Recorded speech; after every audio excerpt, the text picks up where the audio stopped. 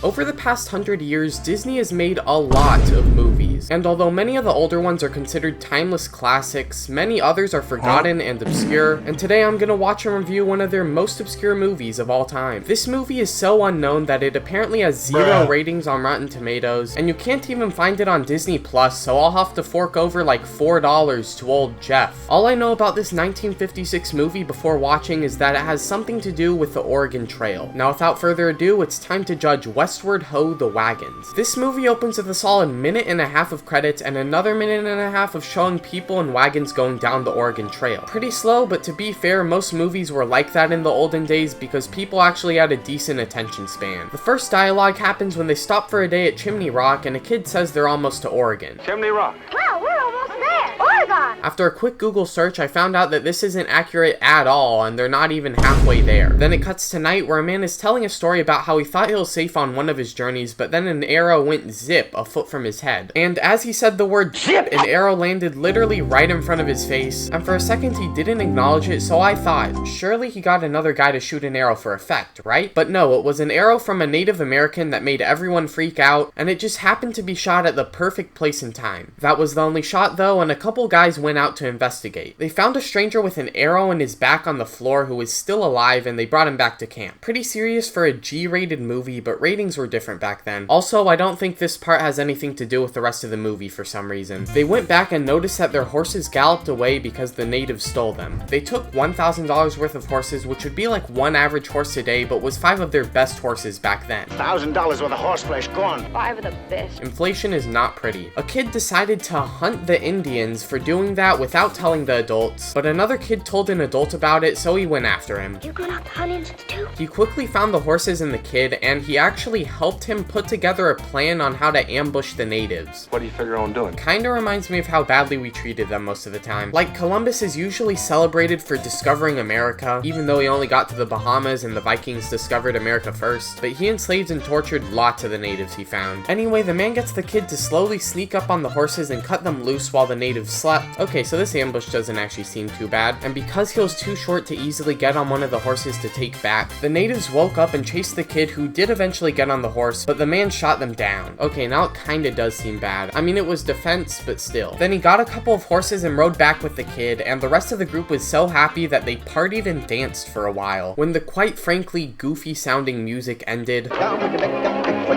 the man from before, who I should probably refer to as his name, Dr. John, started singing about a brave mountain man who was captured by natives but given a chance to live because of his bravery. Sing of the bravest mountain man. The next day, while picking up sticks, the kid from before, Dan, sees some natives that also see him. He tells the others to run and hide, but as they approach him, he stands and confronts them for some reason, probably because of that song he heard, which is honestly pretty much asking himself to get captured or killed. And what do you know? They capture him. Great job following your own advice, Dan. So the kids get back to the camp at night and reveal that the natives took Dan like 4 hours ago. Just when did this happen? Maybe 3-4 hours ago. Why'd they wait so long? I have no idea. But then we cut to Dan tied up in the tribe's camp, which the main characters call the Pawnees. The Pawnees, too. Honestly, I was confused when I first heard this because I thought they just said ponies weird. But while the Pawnees were partying, Dan found a pot that he got over to his hands, and he rubbed it against the cloth on his hands to untie it. Once he got the cloth off his legs too, he ran for his life, and the Pawnees quickly found out and chased after him. There's a chase scene that goes on for a few minutes, and Dan ends up climbing what looks like a steep hill, and with one native close behind, Dan gets an almost comical amount of large rocks to fall towards that native, pushing him off.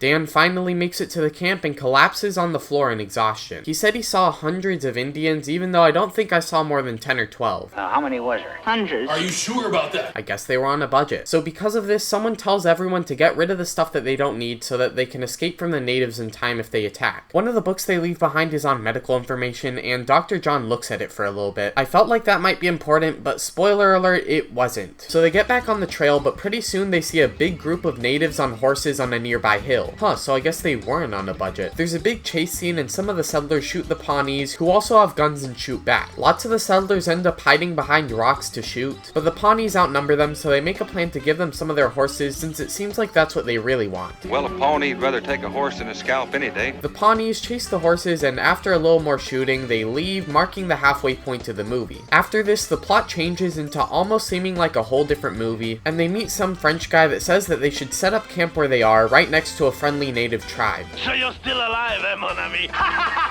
They start trading with them, and for some reason a man bribes the French guy to trade some kids' old smelly hides for big tribal robes for each of them. I'm overstocked with these finished robes, and I just cannot get my hands on enough good green hides. Some natives gathered around a little girl, and one of them started speaking English in a near perfect American accent that I did not expect from him. Daughter of rising sun, great medicine. He sounded more like young Luke Skywalker than a Native American tribe chief. He basically says she's pretty and gives good luck, but the guy who bribed the Frenchman gets angry and pushes him away. A fight almost broke out, but the French guy stopped them just in time. Later, some white kids meet the native kids, and two of them, Dan and the chief's son, start playing a game, but the chief makes the natives leave. Then a woman reveals that they've been there for a while and are still far from Oregon, so that along with not wanting to cause any more problems with the natives makes them decide to leave soon. Still a long way to Oregon. The chief seemed quite taken with little Myra. Said something about her being good medicine. I think we've been in this camp just about long enough. That night, Dr. John sings another song, this time for the little girl. I used to have a sweetheart, but now I got none. He's almost making this movie a musical. The settlers see some natives gather nearby, and some of the settlers gather with them and take puffs from a massive pipe. Then the French guy comes along and starts talking to the natives, which results in a lot of dialogue in a foreign language. Then the French guy translates that the tribe will give the settlers a sacred robe, and giving them full protection as friends while joining them on their journey in exchange for the little girl. He wants to trade for the little girl. Seems sus, but the chief says that the gods told him that she'll bring them good luck. He says his gods have told him that the little one will bring